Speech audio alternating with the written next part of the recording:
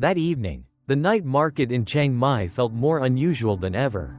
Under the dim yellow light cast from paper lanterns, rows of tents selling antiques, talismans, and Buddha statues stood side by side in the damp, chilly air that seemed to seep into every layer of clothing.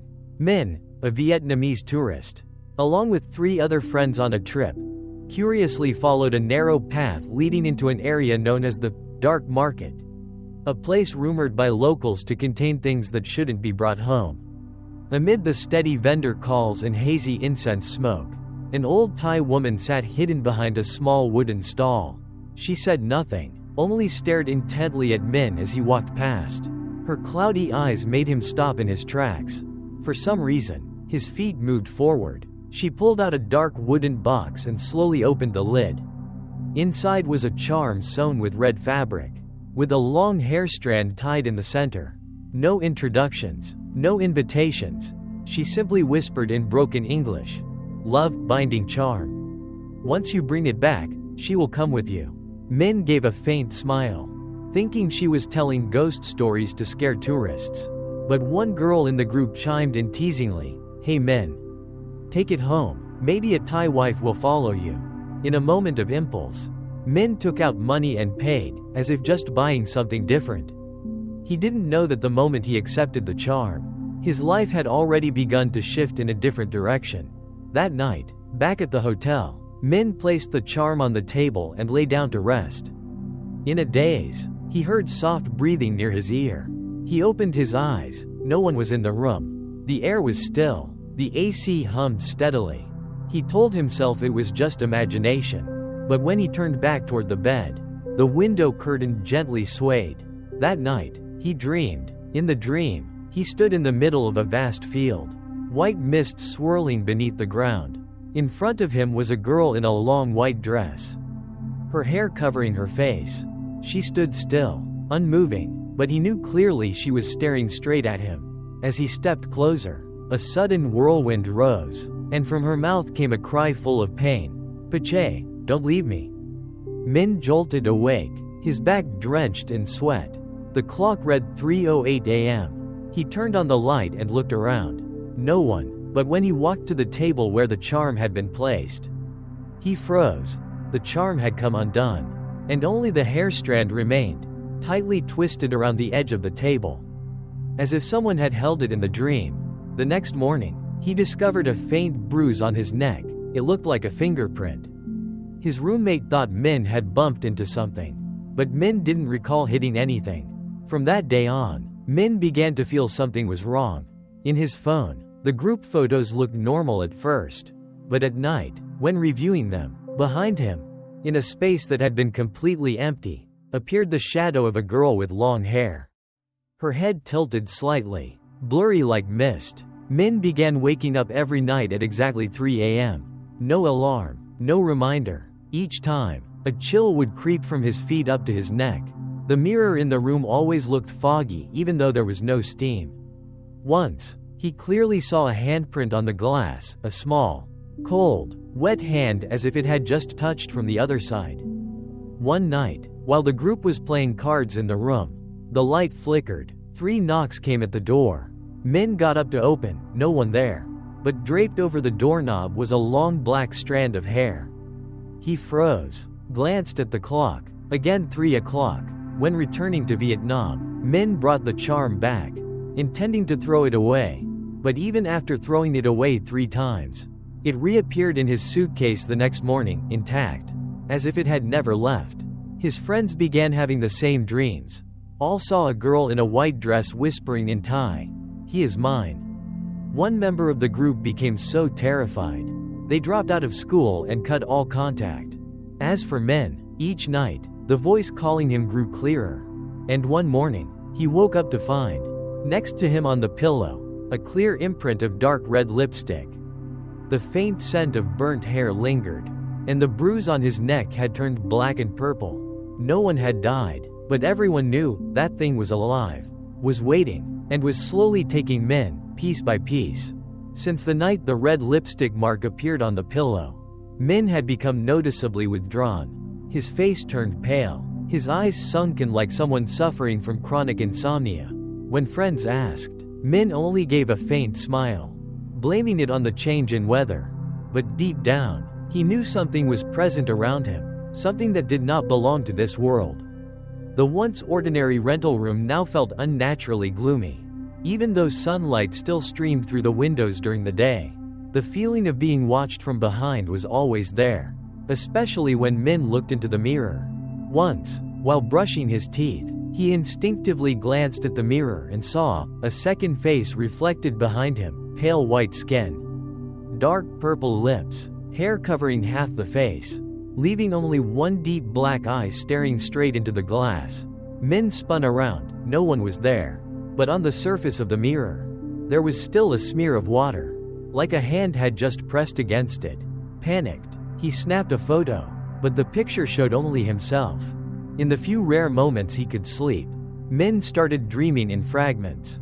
One night, he found himself walking through a long hallway submerged in water, where at the far end sat a slumped figure, hair hanging down, body soaked. She was crying. The sound of her crying blended with the soft murmuring of running water, blurring each sob. Every time Min moved closer, the crying receded, until the moment he touched her shoulder, the dream shattered. Min woke up with his sleeves soaked and his feet icy cold, as if they had been dipped in a stream. One afternoon, Min decided to visit a temple and seek out a monk, someone who had spent many years living near the Thai border. The old monk, his eyes dim but sharp, froze when he saw the charm Min brought with him. This is no longer a charm, it's become a gateway. The one who holds it doesn't keep it for love, but to be held back. Inside it is a vengeful spirit, and it's looking for a body to possess. If you feel tired, cold in your hands and feet, lose your appetite, or hear voices in your dreams, that's when it's already entering you. Only 3 more full moons, if the connection isn't severed, it will live within you. Min asked, "How do I cut it off?" The monk replied, "You must return to the place where it was cursed. Find the grave of the one who died unjustly. Offer incense, and someone must take their place to lead the spirit away. If no one volunteers, then the cursed one becomes the offering." From that day on, Min began to clearly sense her presence, not just in dreams, but in real life. One day, while walking down a quiet alley, Min saw a figure standing against the wall, long hair draping down. He avoided her, thinking it was a passerby. But when he turned his head again, the figure had vanished. Back home, he found a bruised handprint on his shoulder, like someone had gripped him hard. Nearly a week later, Min's roommate, an old classmate, began complaining of headaches and dry heaving at night. Then, one morning, he left the room without a word. Min called, but the number was unavailable. On the desk, only a hastily scribbled note remained. "There was a girl sitting on your desk all night. I couldn't take it anymore." Min tried to burn the charm, but every time he lit a flame, it went out in the still air, whether it was a match or an electric lighter. Whenever he brought it close to the red fabric, the flame would snuff out as if all the oxygen had been sucked away.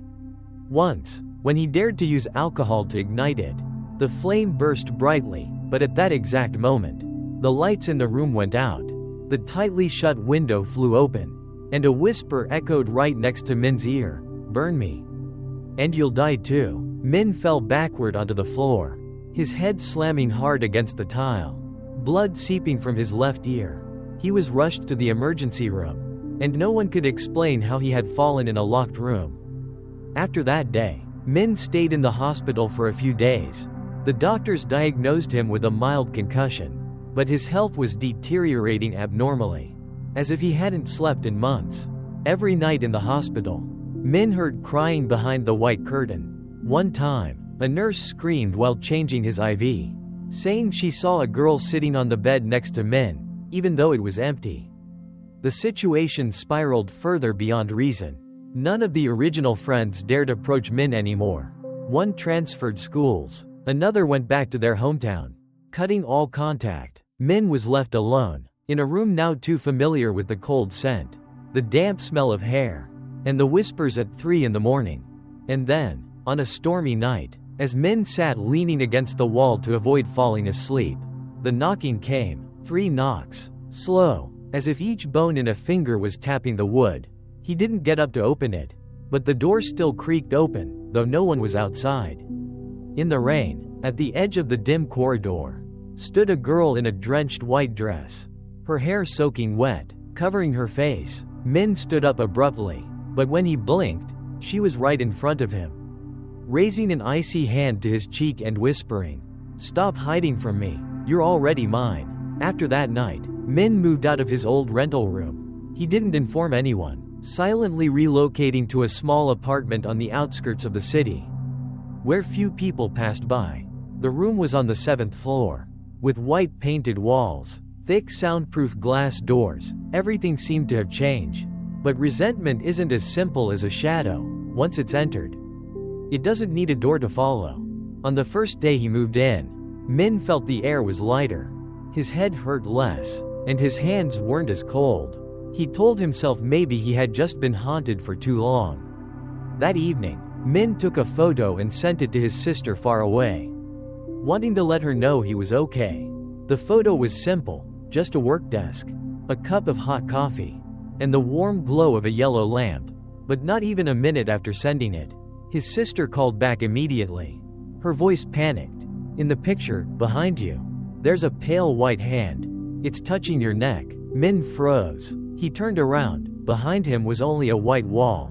But his neck began to grow cold, as if a breath had just brushed past. There was no wind in the room, and the air conditioner wasn't on. That night, when he turned off the night light, a faint static sound began, like from an old tape recorder. In the darkness, Min opened his eyes and saw the ceiling as if it had lowered, pressing down close to his face. And from above, someone was looking down. Min screamed. The light switched on. The ceiling looked normal, unchanged, but the static continued, coming from his charging phone on the desk. The screen lit up, no call, no message, but the recording icon was blinking. Min opened it. The latest file was 1 minute and 33 seconds long. In the recording was steady breathing, mixed with disjointed whispers in Thai. One part was clearest, spoken right at the end. "If you don't love me, then don't live." Min's mind began to crack. The blank spaces in his memory grew wider.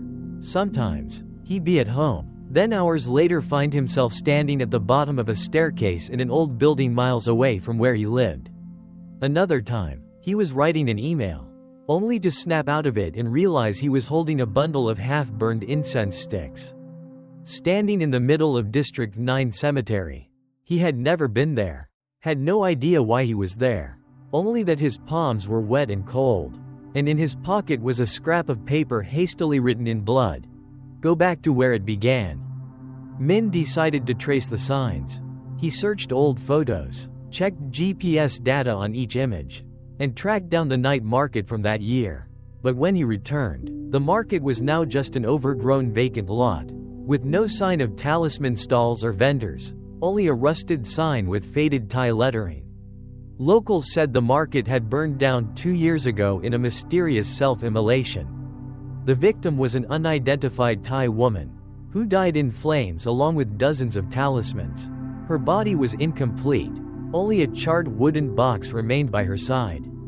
Min stood silently for a long time, then suddenly saw a figure in a white dress standing far off in the tall grass. Facing away, for some reason, he walked toward it. A few steps closer, the figure slowly turned. There was no face, just a blank space where the face should be, as if erased, with only hair and a round, black, bleeding hole in the middle of the forehead. Min screamed, collapsed onto the ground, and lost consciousness. When he woke up, he was in a local hospital, discovered unconscious in the grassy field. But the strange thing was, he was clutching a long strand of hair, still damp. That night, Min received a strange message from an unknown number. "Did you see it? I'm back." The message came with a video clip recorded from a corner of Min's room, clearly from a camera he had never installed.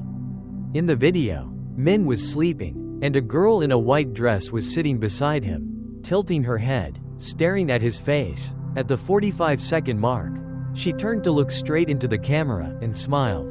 Min threw the phone to the floor. When he bent down to pick it up, He saw a piece of paper neatly tucked under the bed.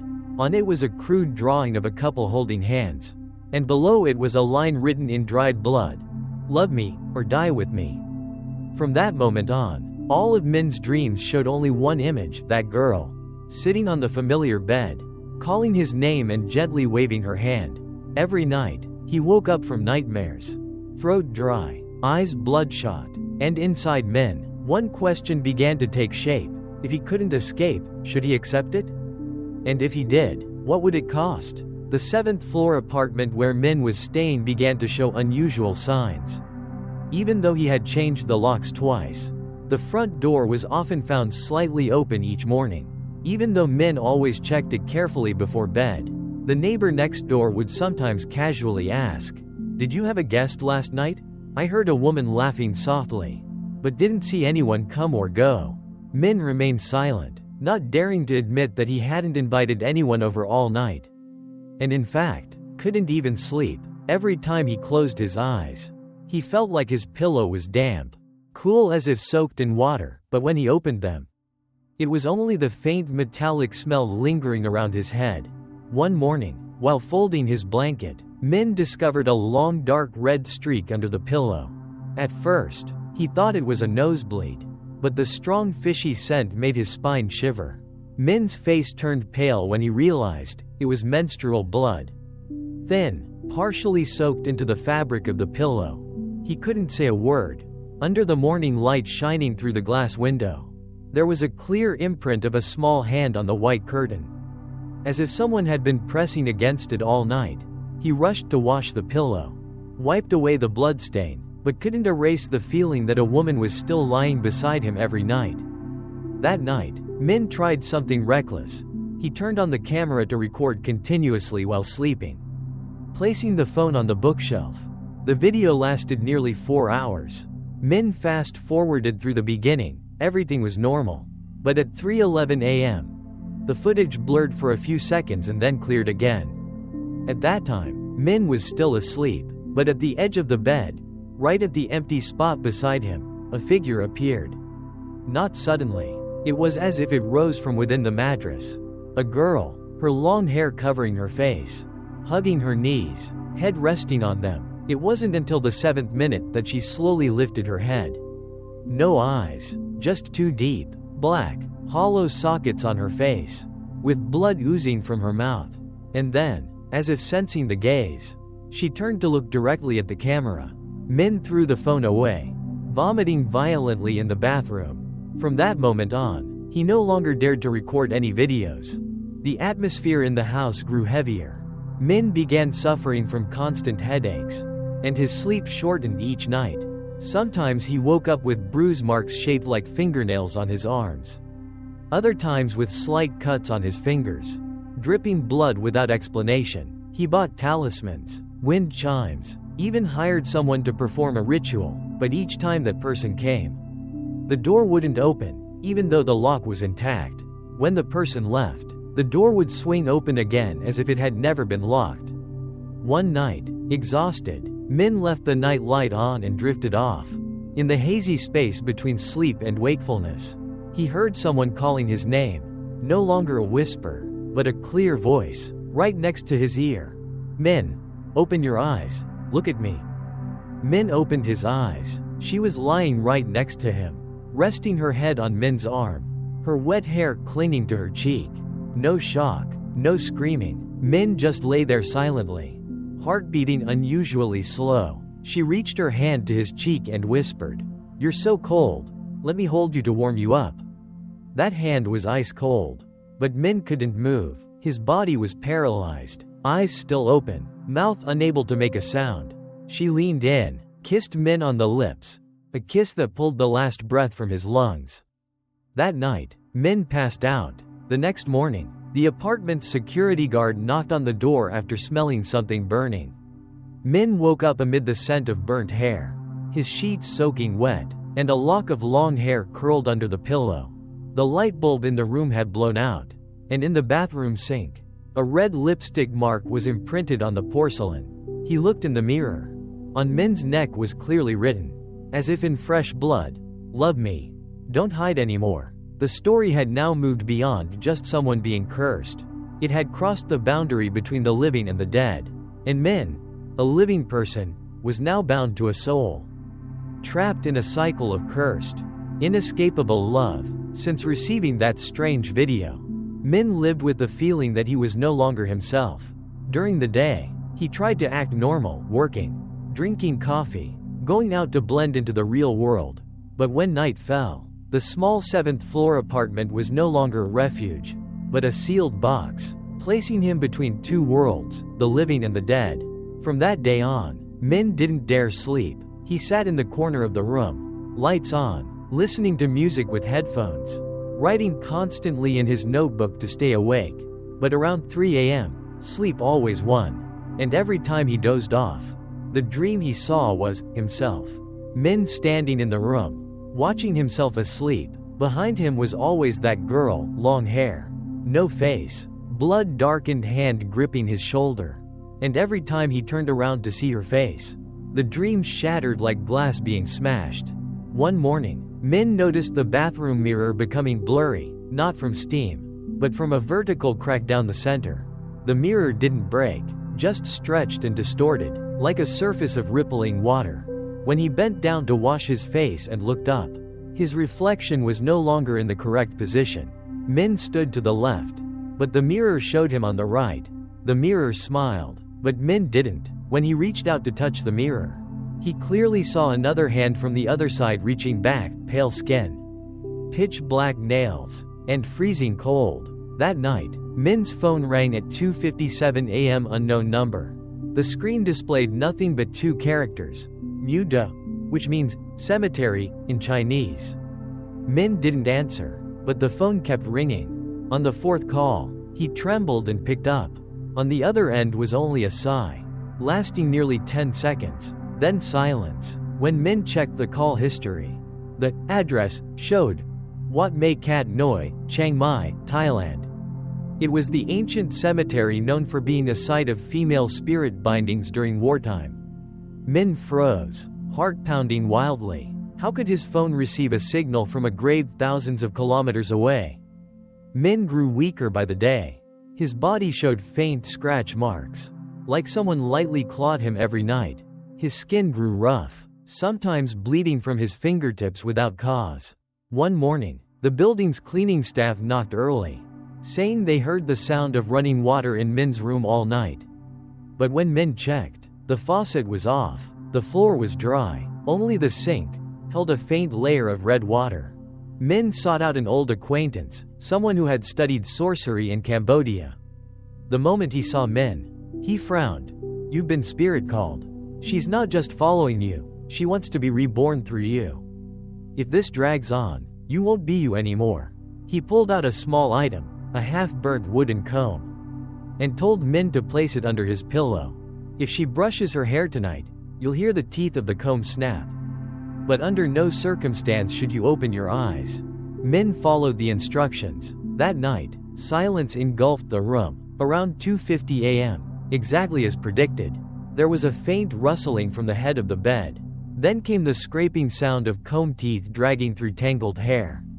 A spine-chilling sound like paper tearing. Min clenched his teeth, his whole body tense as a drawn bowstring. Each time the comb tapped the floor, his scalp throbbed. At the 13th minute, the comb snapped with a sharp crack.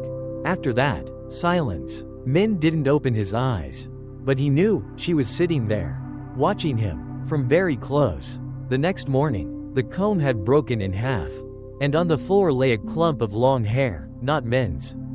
A strange scent filled the room, a mix of burnt wood, ash water, and incense, the kind used in Thai spirit calling rituals. He turned toward the mirror. The mirror didn't reflect Min. Instead, it showed someone sitting with her back turned, long hair trailing to the floor. Min stared, and the figure in the mirror slowly turned her head. His phone screen lit up again. A message from an unknown number. "You've seen me now. You can't hide anymore. We are about to get married." After the last message, Min began to live in a state that felt half real, half illusion. He no longer had control over himself. Sleep would come suddenly, as if someone had pulled him under. and every time he drifted off, Min would be led into the same scene, a dark room. 4 walls draped in white silk. In the center stood a wedding bed covered in red sheets. And on the bed hung a wedding dress suspended in midair, its veil touching the ground, soaked in blood. Each night, Min stood in that room, already wearing a black suit, unable to move, unable to speak. The wedding music played with an eerie tone, as if strummed by rusted strings. From the far end of the room, the bride appeared. Each night, she got closer. Each night, more of her body was revealed, scorched skin, bruised arms, a neck bearing marks of being hanged. Her face was still covered by a white veil, but Min could feel her gaze piercing through the thin fabric. One morning, Min woke up to find a strange mark on his wrist, the imprint of a silk ribbon, tightly wound to the point of turning it purple. He searched the room and discovered his shirt, hanging on a hook, had one shoulder torn, as if someone had tried to put it on him during the night. On the floor were scattered rose petals, with a dark red hue like they'd been soaked in bloody mud. He could no longer tell what was dream and what was reality. That afternoon, the doorbell rang. A delivery person brought a white-wrapped gift box with no return address. Min opened it. Inside was a wedding invitation, bearing his own name, Tran Min, alongside squiggly Thai script. At the bottom, the bride's name was signed, Kamala, your deceased wife. The card was printed in blood, with a distinct rusty smell. Min rushed out to ask the delivery man, but he simply replied, "No one signed. I received it from a girl in a white dress standing at the gate." Min felt a chill run through his body, clutching his head, every part of him trembling. That night, Min tried not to sleep, but when the clock hit 3:15 a.m., his eyes grew heavy. His breathing slowed. In his dream, he stood in the middle of a bizarre ceremony. Surrounding him were faceless figures dressed in mourning robes, their mouths stretched into grotesque smiles, holding candles that burned blood red. A chanting in Thai repeated endlessly. A shaman dressed in red approached, holding a broken sword, and slashed Min's forehead. Blood dripped, falling one by one into a wooden cup placed on the floor. The bride slowly moved forward, her white gown dragging with a faint rustle across the ground. When she reached out her hand, Min couldn't help but grasp it.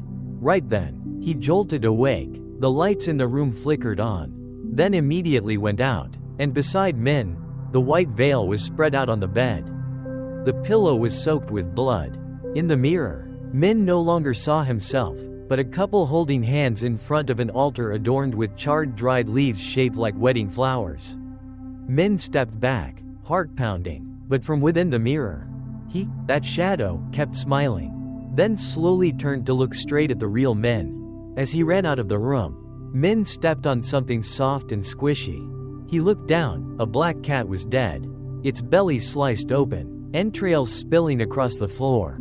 Inside the cat's stomach was a piece of red silk embroidered with smeared blood. "Tomorrow night, the bride arrives."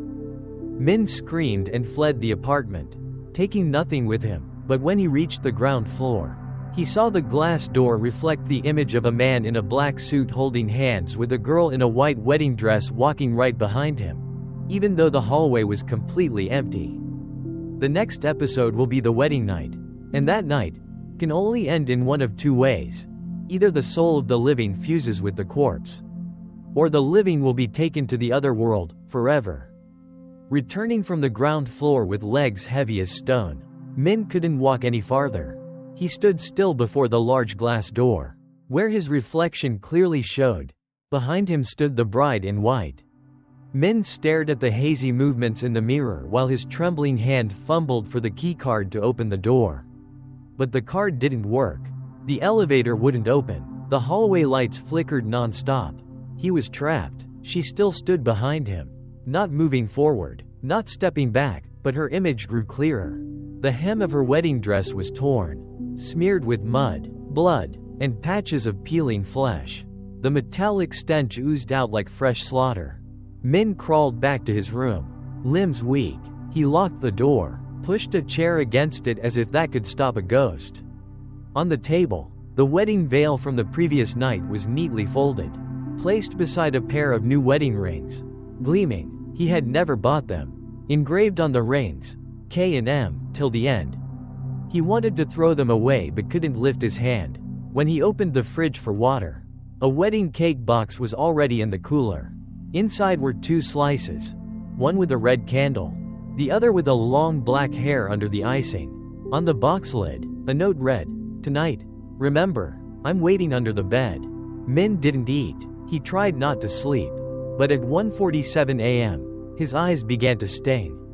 Outside the window, thunder cracked across the sky despite no rain. The room suddenly turned cold. The air felt drained of all oxygen. Then, the doorbell rang. 3 knocks, repeated, then silence. No one knocked again, but through the door slot slid a wedding invitation, bright red. Still wet with blood, Min didn't dare pick it up. But from the bed, the veil automatically unfurled, covering the mattress. On the pillow, blood spread into a dark red circle. He didn't remember when he fell asleep. But when he woke up, everything had changed. Min was standing in an old chamber.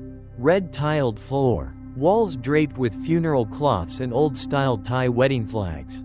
In front of him stood an altar with bright red incense and a photo of himself in a wedding suit. Eyes vacant, around him were shadowy figures. Faceless, silent, the bride stepped out from behind the altar, no veil, no hair, just stitched, patchy skin and exposed cheekbones. She reached out to Min, and he couldn't refuse. Hand touched hand, her skin cold enough to freeze his flesh. A man in ceremonial attire stepped forward, chanting a prayer in ancient Pali. At the end, he smashed a clay bowl, and blood gushed out. From above, white silk ribbons dropped, binding Min's and her hands together. The girl's voice whispered right by Min's ear, "We are husband and wife. You're not allowed to leave me anymore." Min jolted awake in darkness. But on his hands, the red marks still lingered like from tightly tied ropes. The pillow beside him clearly sank, as if someone was lying there. And in the room, a red candle was burning. No one lit it, no one touched it, but it burned sideways, glowing red. When Min rushed to his old shaman friend's place, the man turned pale at the sight of him and said, "She's already married. This isn't a dream. The ceremony is complete. Now only the last step remains, soul merging." Min asked how to break it.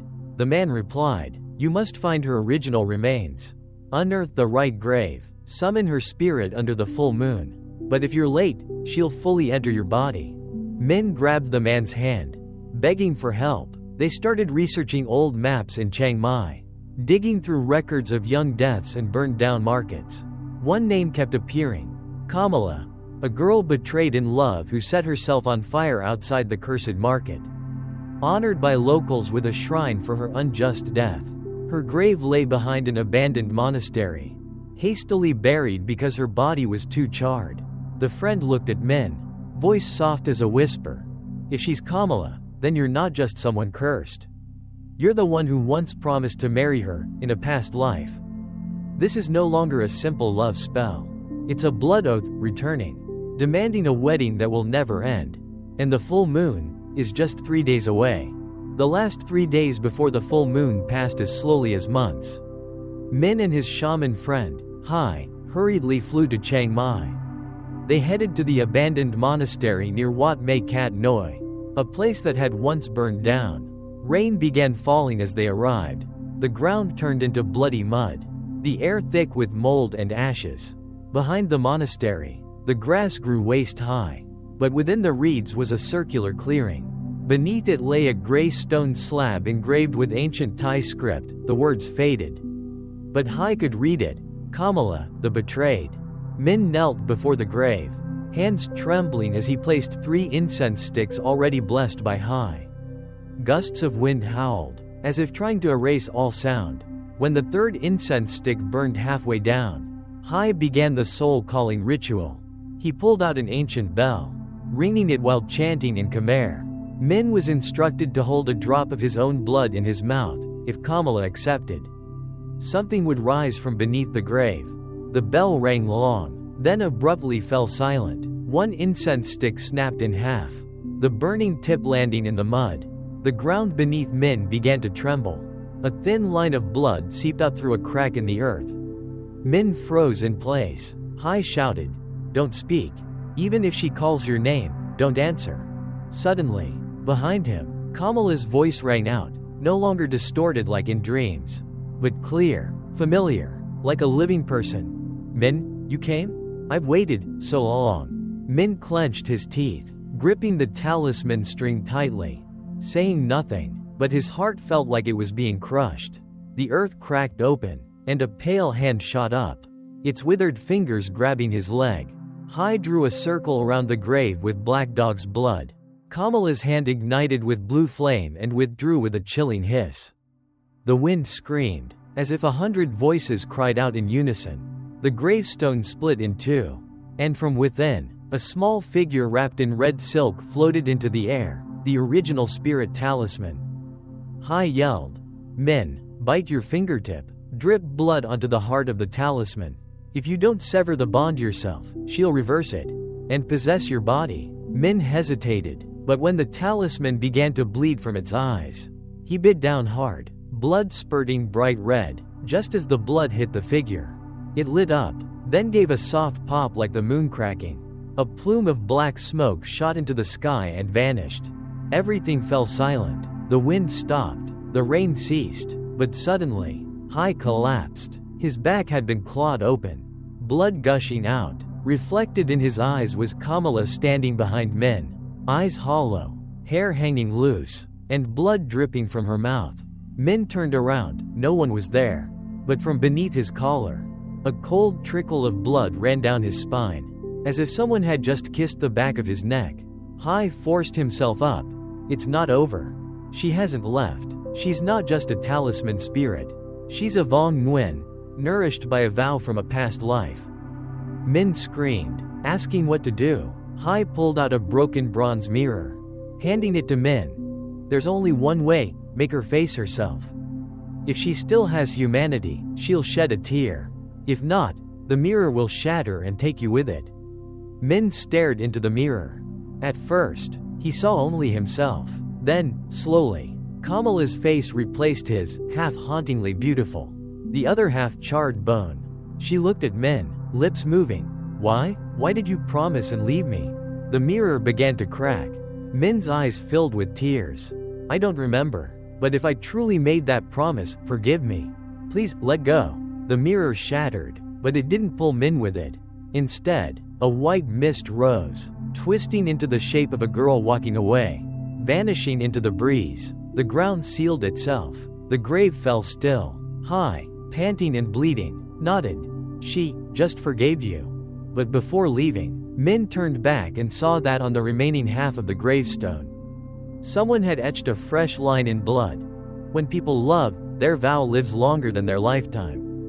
And from that point on, every year on the night of the full moon in the 7th lunar month, Min still dreams of standing in a wedding ceremony. But this time, the bride never comes, only the wind and a white veil floating gently in an empty room. After the soul-calling ritual at Kamala's grave, Min returned to Vietnam in a state of exhaustion, though Hai had severed the spiritual bond using an ancient banishment rite. Something within Min still remained unsettled. He felt hollow inside, as if a part of his mind had been cut away. There were no more nightmares, no more knocking at 3 a.m., but in Min's heart was a lingering silence, as if he had just seen someone off, but didn't know who. One overcast afternoon, while tidying up his room, Min found a stitched leather notebook in an old drawer, unable to recall when he had put it there. Inside were handwritten lines in red ink, not Min's handwriting, yet they recorded with eerie precision the moments he had encountered Kamala in dreams.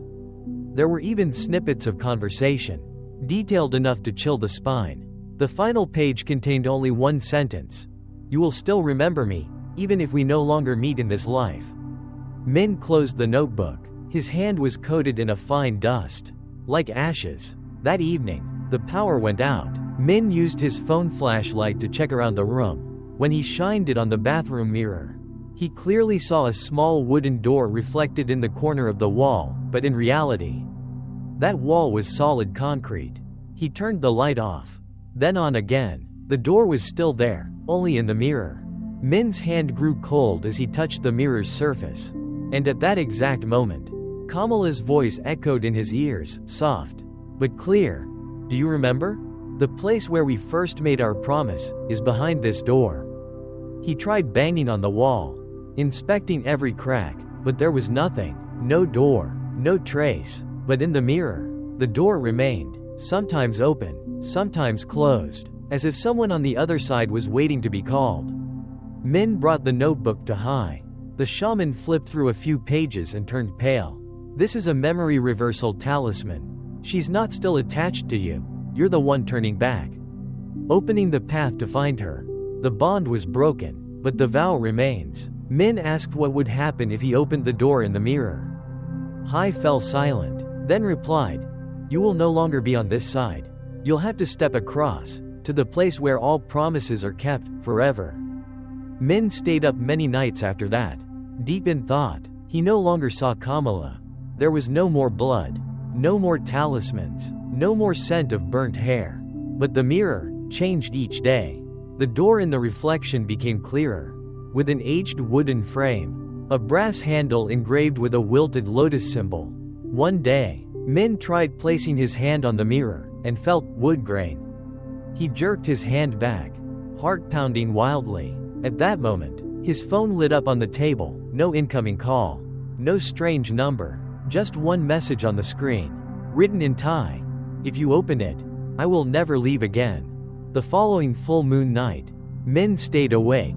At exactly 3 a.m., the mirror glowed. The door in the mirror swung open. From within came a gentle white light, soft as a breath from an old memory. There was no Kamala, no blood, only the faint scent of jasmine, and the soft whisper of wind chimes.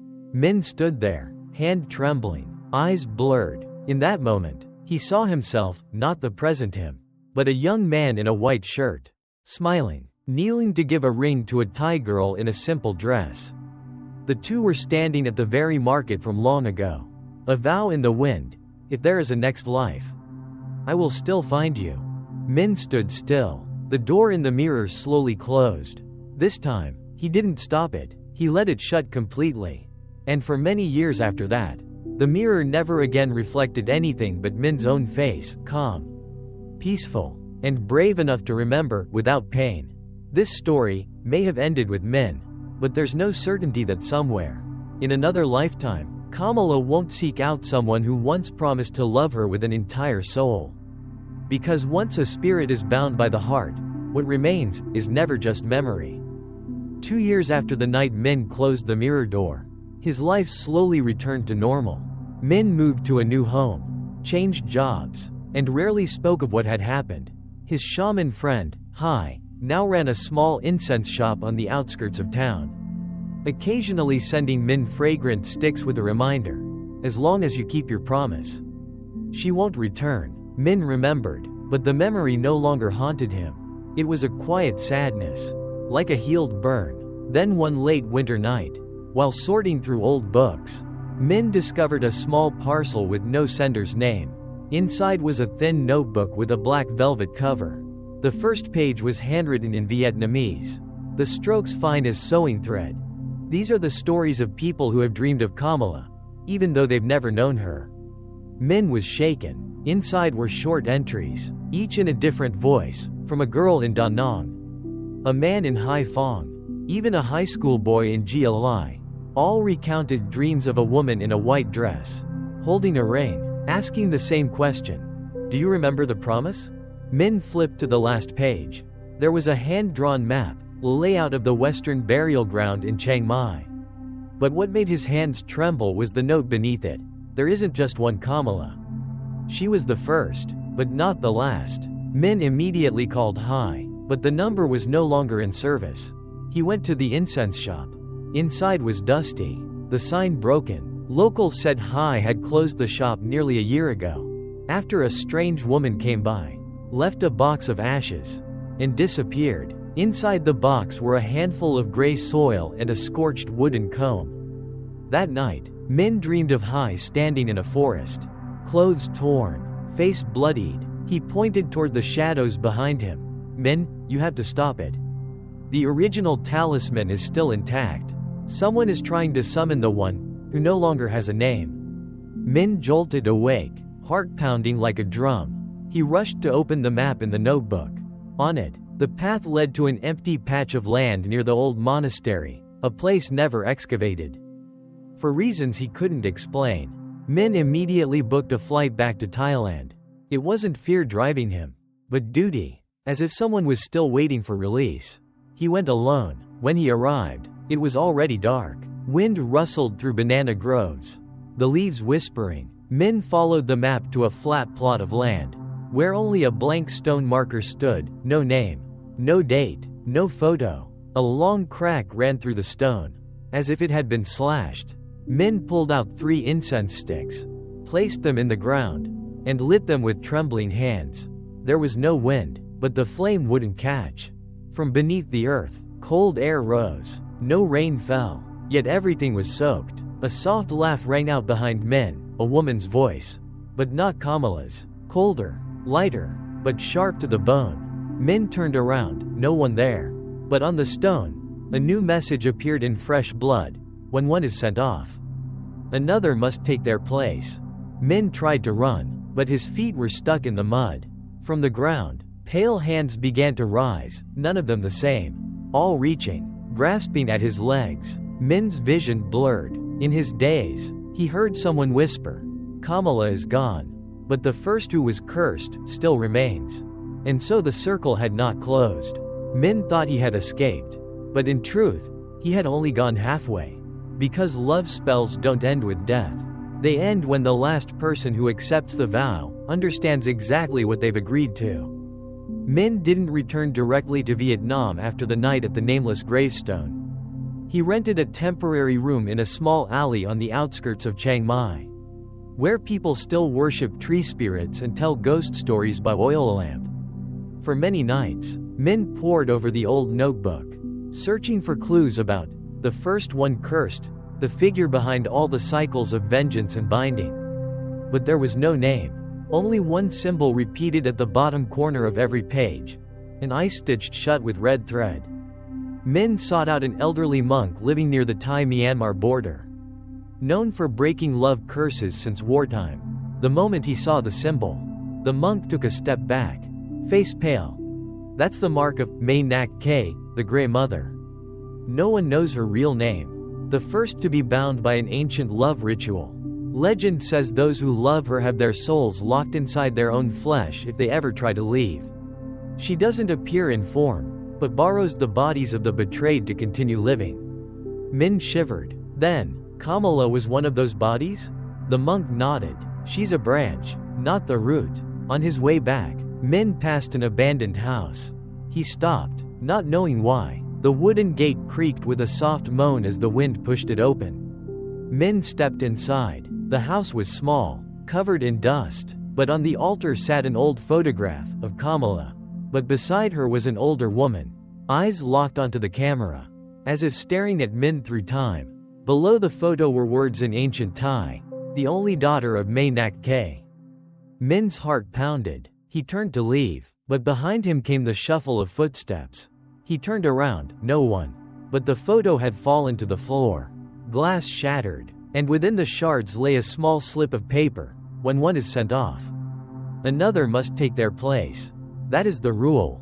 That night, Minh dreamed of a field the color of ashes, filled with hundreds of graves sprouting like mushrooms. From each grave, a girl emerged, white dress, black hair, no face, each holding a comb, and all at once, they spoke in unison. Who will keep the vow for her?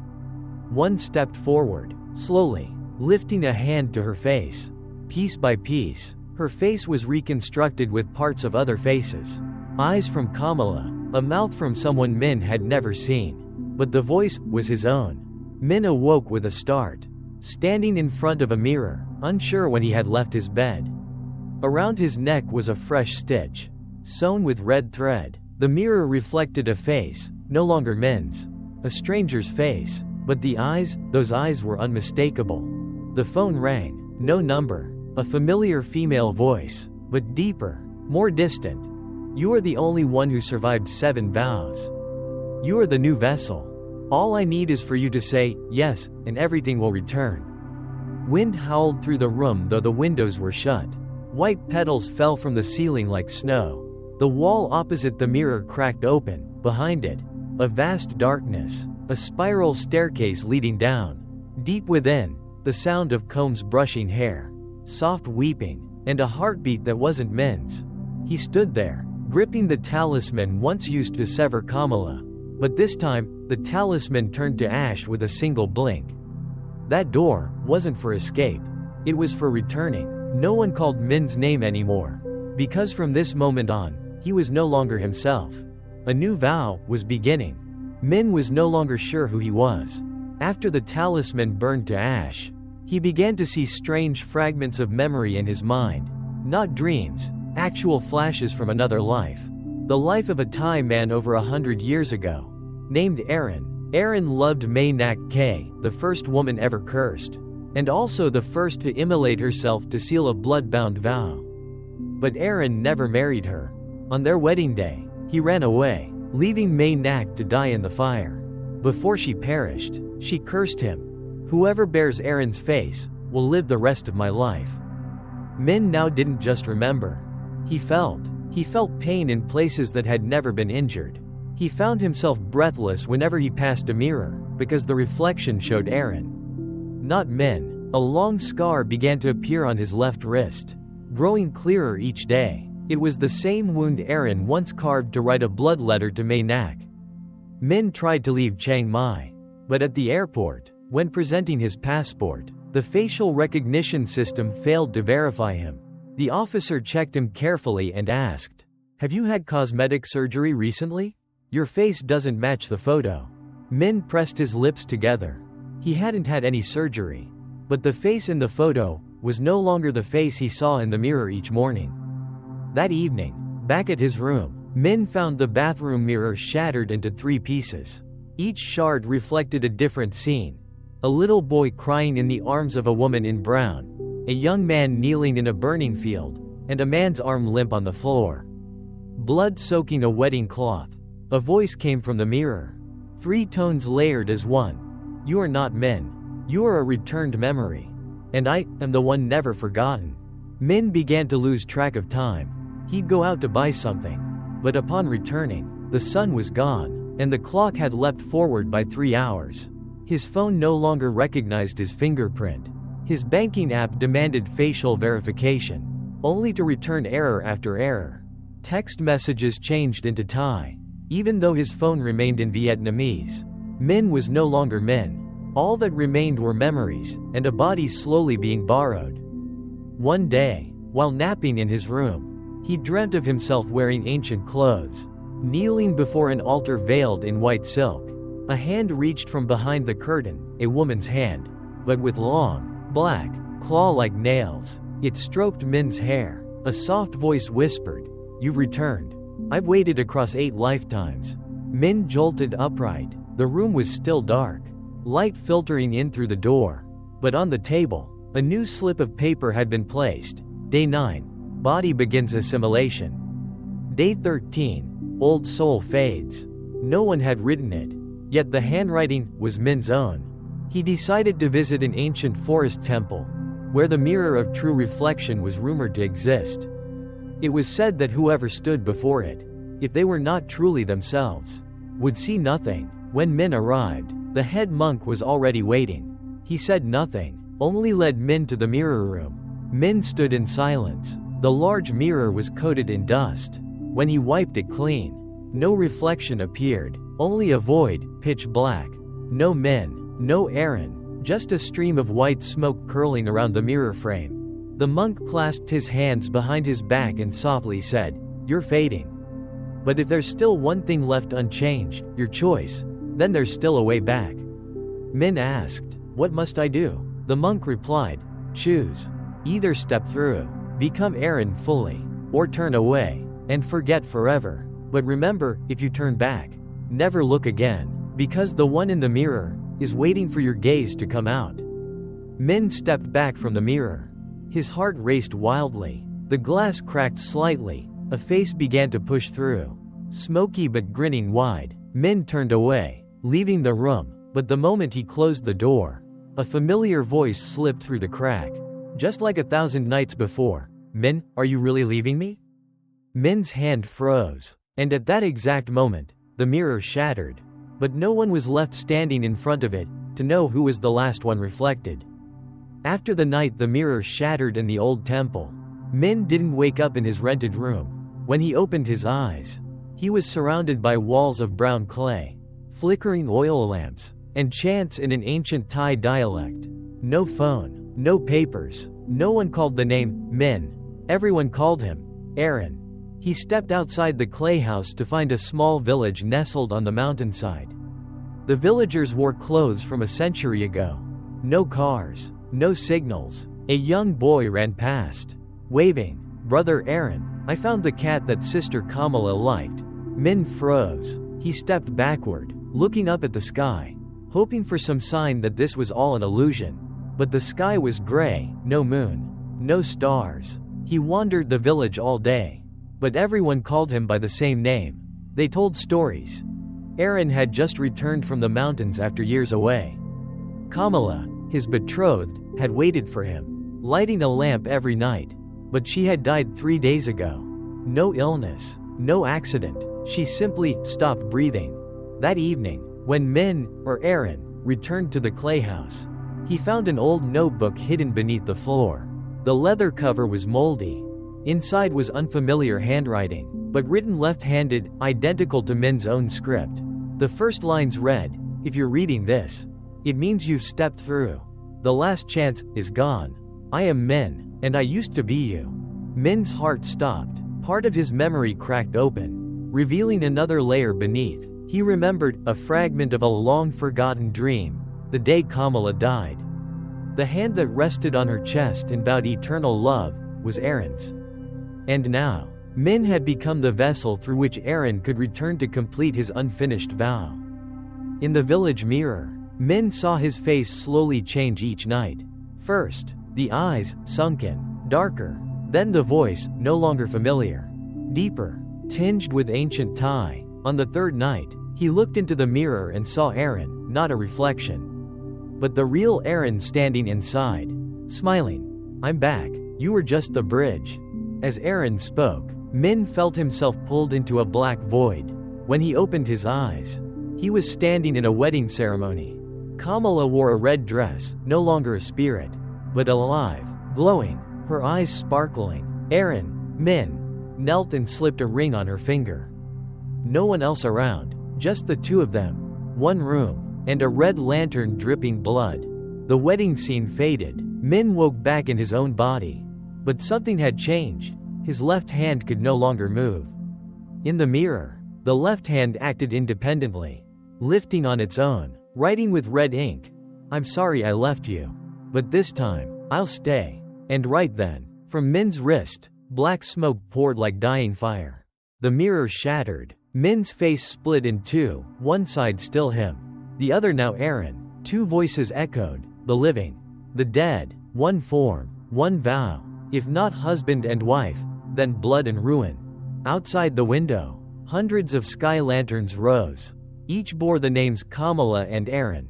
The wedding began again, but this time, no bride was needed, because the groom now held both souls.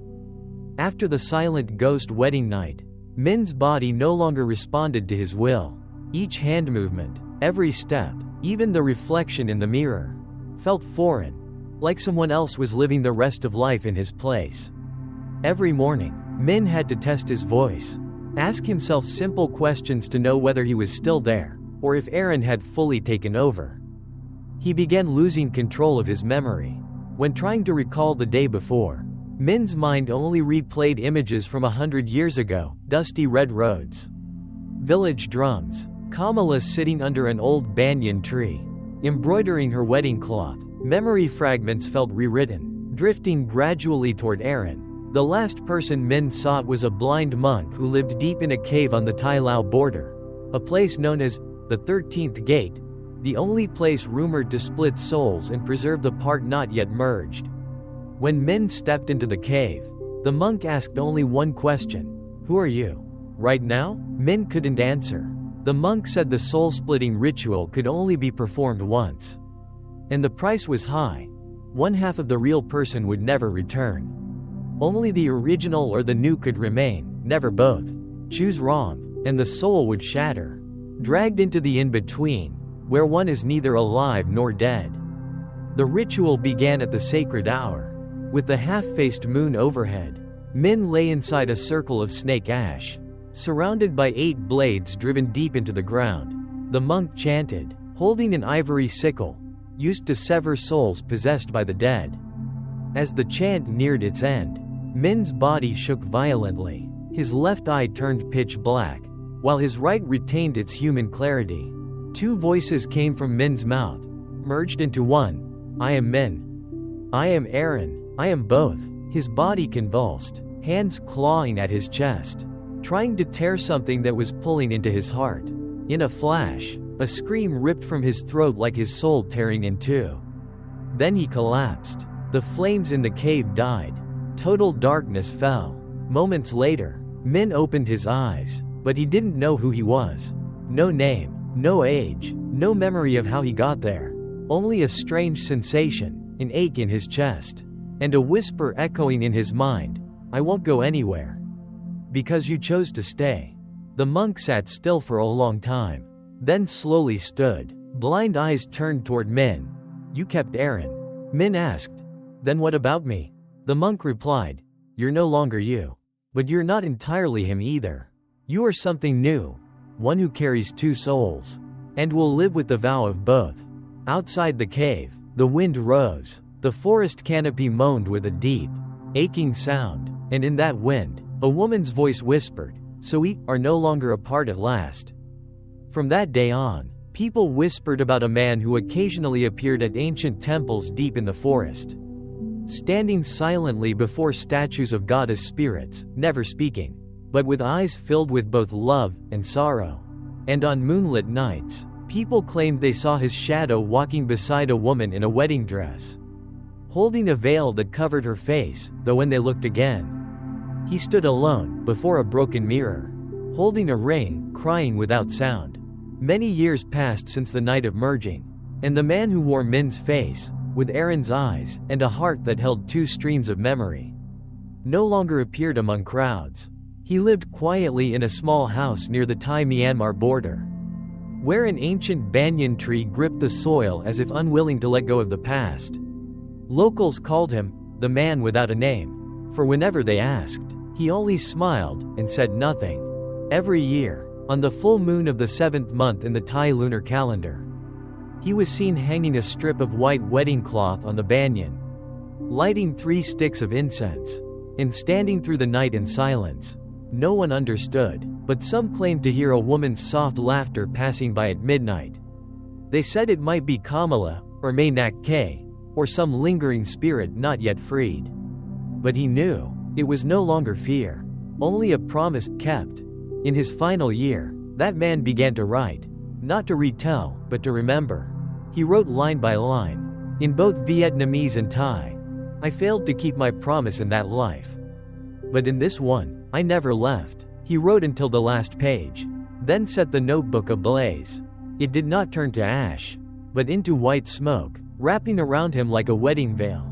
That night, it rained. Lightning struck the banyan tree, but it did not burn. Locals found him the next morning, still standing there, eyes closed, hand over his heart, lips curled in a faint smile. He no longer breathed, but his face was at peace, eerily serene. By his feet lay a single silver ring, engraved with, "Loved you, even before we met." After a funeral with no portrait, no altar, and no mourners, the small house was sealed forever. But many years later, they still say, whenever someone breaks a vow of love, their mirror will briefly reflect the image of a faceless man standing behind them, holding a ring, softly asking, "If it had been me that night, would you have kept your promise?" The story ends here, but vows, once written in blood, no matter how many lifetimes pass, will always be carried back by the wind. If the story Thai love curse gave you chills, stirred something inside, or simply left you in a moment of quiet stillness at the end of this video, don't forget to hit that like, Share the video, and subscribe to the channel to follow more eerie, emotional, and unforgettable tales in our upcoming series. Full Moon, thank you sincerely for listening all the way to the end. See you again on the next haunting journey, where darkness and memory never truly rest.